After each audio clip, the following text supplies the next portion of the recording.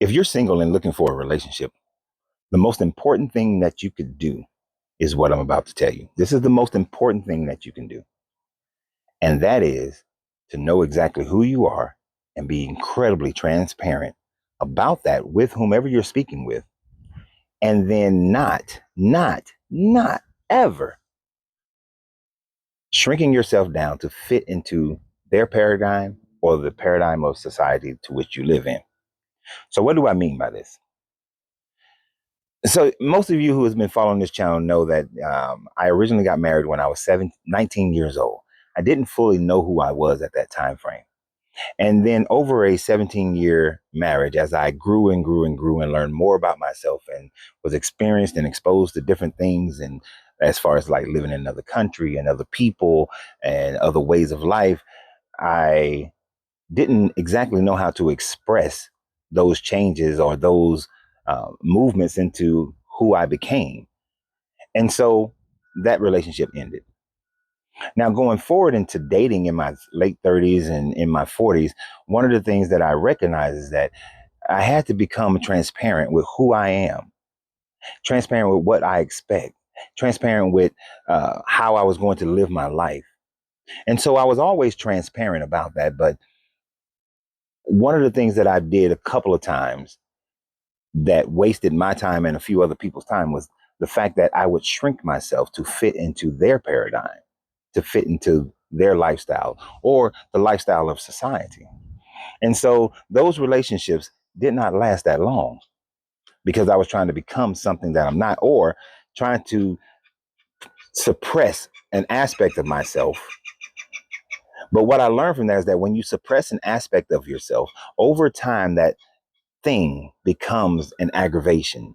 That part of you that you cannot express, that you cannot be, you cannot live, you cannot enjoy, starts to become an aggravation. It starts to bubble and bubble and bubble and bubble. And then in other areas of your life, because you can't bring that up, you start to find frustration in other things and make other issues bigger than what they really are. And so the relationship invariably is destroyed because you are unhappy with yourself, and you're unhappy with yourself because you can't truly be yourself. You can't live and express life in the way that you desire to live and express life. Let me give you a small example of a young lady who wanted to date me. When we first met, everything was cool. We talked, we had great conversations, everything was fine. She seems like a really good person.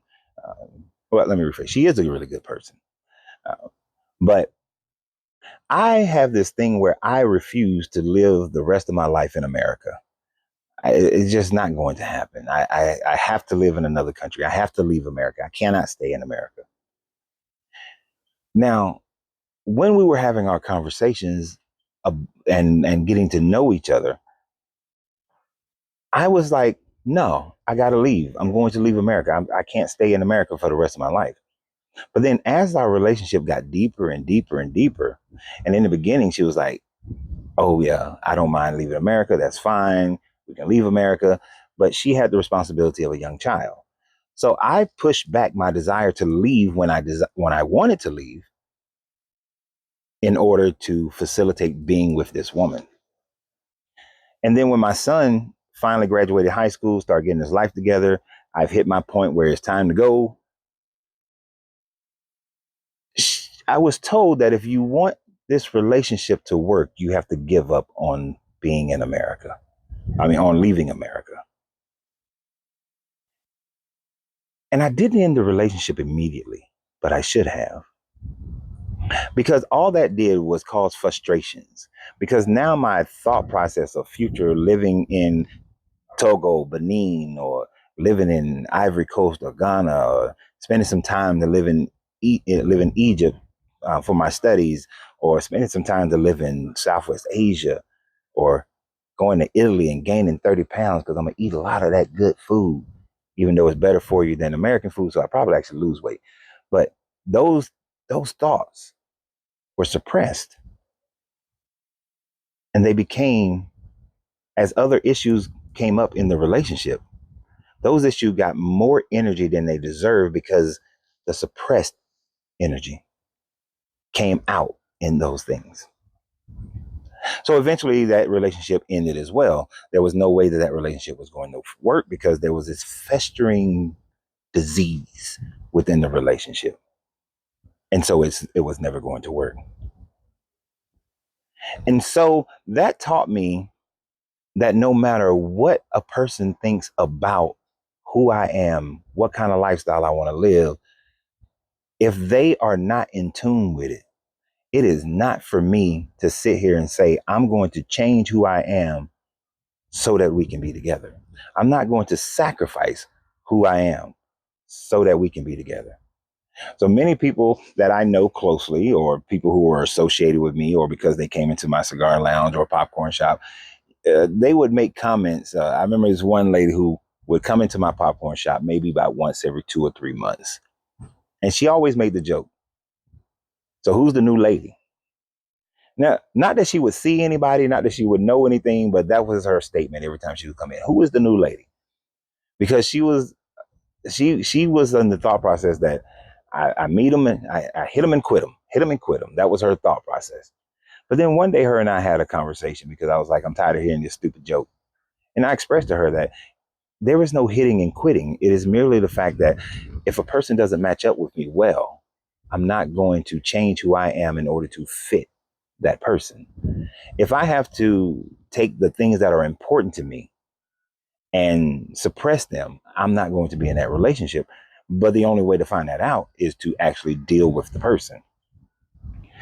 So when I met my lovely wife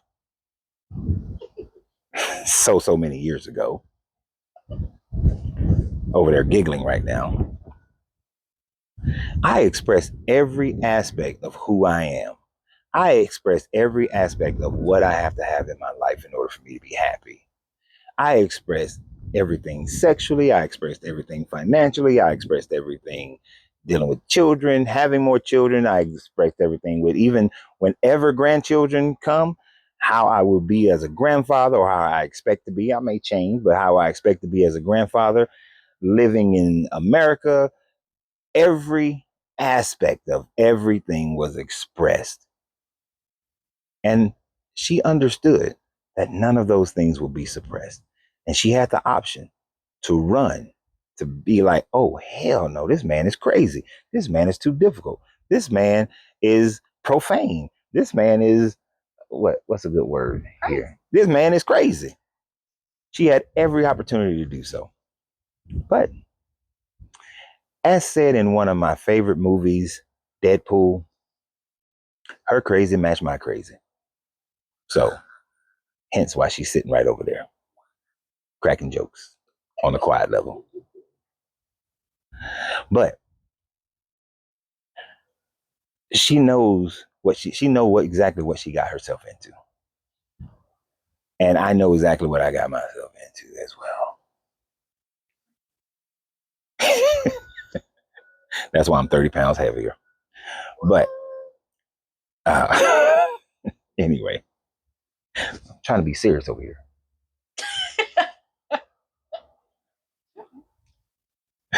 Anyway, the truth of the matter is this. If you want to have a great relationship, if you want to find your person, you're going to have to go through people. You don't have to engage with every person at the same level, because I didn't engage with every person that I talked to at the same level. Some people I talked to for a week, some for a couple of days, some for a few months, some for almost a year. But some people, it takes more time to find out whether or not they are a match for you or not. And you have to be willing to take that time. If you're not willing to take that time, then you're never going to find that person. And all you'll wind up doing is getting to the point where you settle. And you should never settle with another person. And the most important person you should never settle with is a smaller version of yourself. This is why I always say, and I'm going to say it right now to end this video, you have to free yourself to be yourself, because your greatness is non-negotiable. Good journey, good vibrations.